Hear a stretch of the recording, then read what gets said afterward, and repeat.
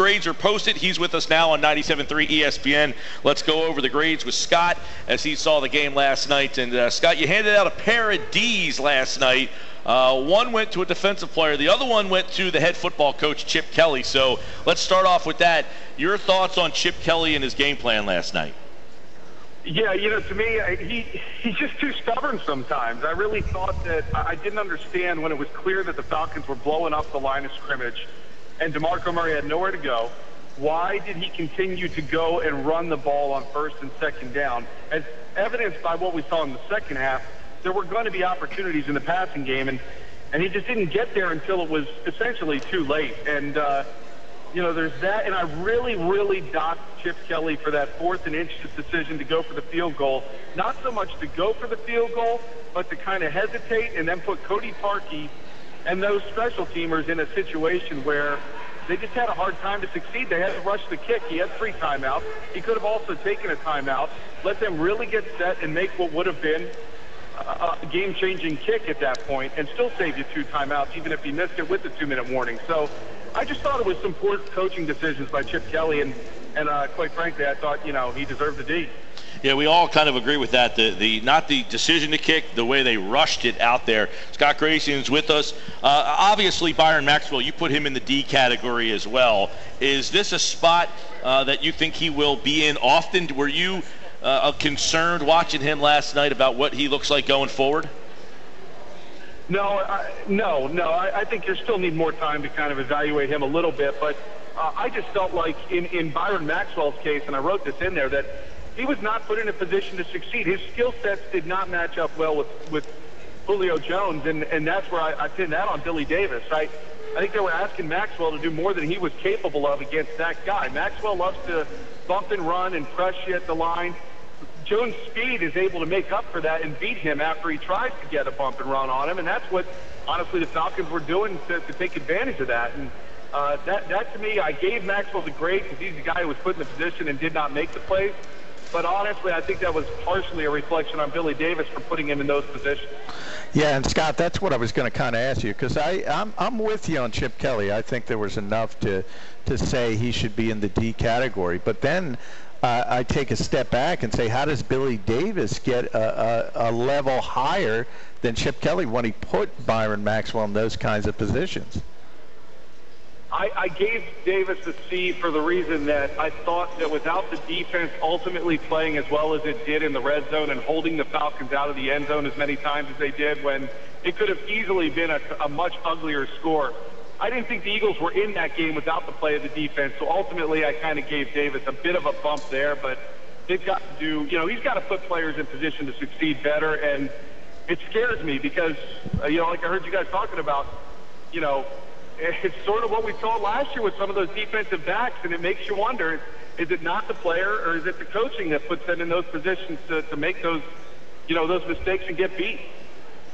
Scott Grayson's with us. Grayson's grades are posted. Check them all out at 973ESPN.com. We'll also ask you, you gave the offensive line a C, and obviously they played poorly in the first half. They looked a little better in the second half. I don't know if you wanted to break them up individually. The left guard, Alan Barbary, had a rough night last night. Jason Peters didn't play his best game ever. Thought Kelsey played pretty well, but overall, what did you think of the offensive line now moving forward? Is this an area of concern? If they're just a C, which is average, are they going to be in trouble this year?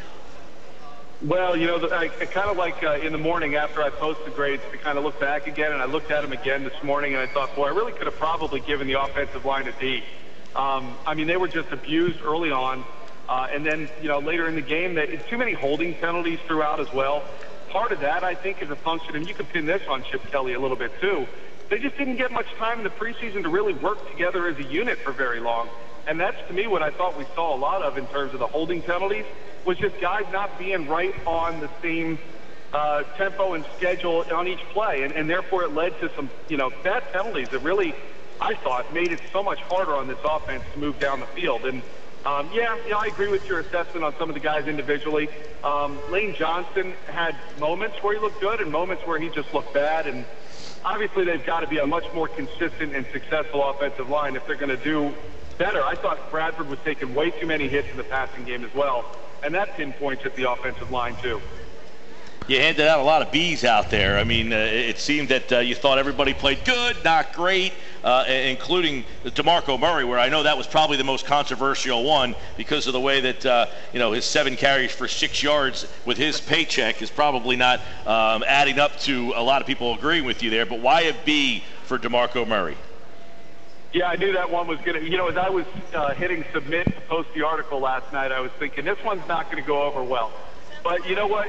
I think to an extent that's just people reacting too fast. I think if you stop and look at what Demarco Murray did, he had one run where, remember, he got blown up in the first quarter. He was stopped, reestablished himself, and then lost more yards trying to do something with nothing. He lost 12 yards on that one play, and that was not his fault. The 2 touchdowns are where I really look at what Murray brought here. And oftentimes in that game, I found myself thinking if LaShawn McCoy tried to hit would have been a -2, -3, -5 yard play where Murray was at least just going right up the hole with what was there. There wasn't much of a hole, getting at least 1 or 2 yards. And, yeah, I know it's little. I know a lot of people want to look at his stats and know it's not what you want to see. But in the one, the touchdown run, it was, Demarco Murray doing what Murray does. He actually had a shot to get there, put his shoulder down, and got in the end zone.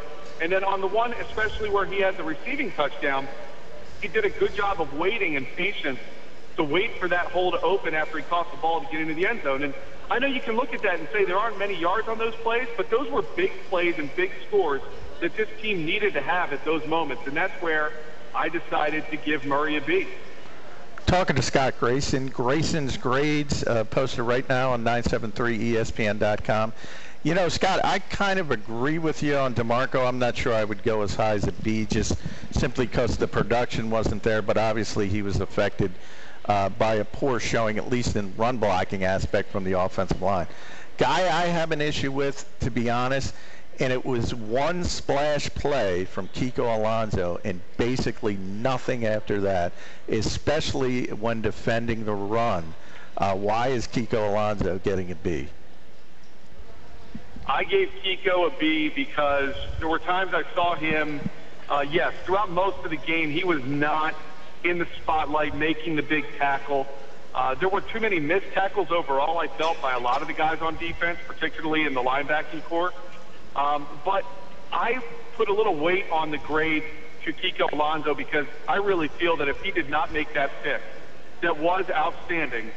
The Eagles at that point were probably looking at giving up at least 3 points and possibly even 7. And again, at any one of the Falcons were in the red zone, if it didn't turn out as poorly as it did for them in those times, the Eagles are not in the game at the end. So I think Kiko probably played a C-type game, but a big play like that is those times where I might give a guy a bump because I felt like it was such a huge part of the game that one play really did change things for the way the momentum was going. I mean, it looked like the train was coming off the tracks really early. And that one play Kiko really changed that for at least the time being. Yeah, and look, I would say I agree with you, John. I don't know with Alonso. I don't know if he was on the field that much. That's another thing. They got to figure out the rotations a little bit better and figure out, does Alonso need to be on the field more? What they do there. But I will say, Scott, that play, that interception really kept them in the game. Because if they score there, it could have been good night Irene even earlier. But there's Grayson's grades for the rest of them. He did hand out a couple of A's. Check out 973ESPN.com to find out who they are. And, of course, every Eagles game, you can check out Grayson's grades at 973ESPN.com. Both John and Scott will be at the link on Sunday when the Eagles take on the Dallas Cowboys. All right, Scott, great job, man. All right, thanks a lot, Mike.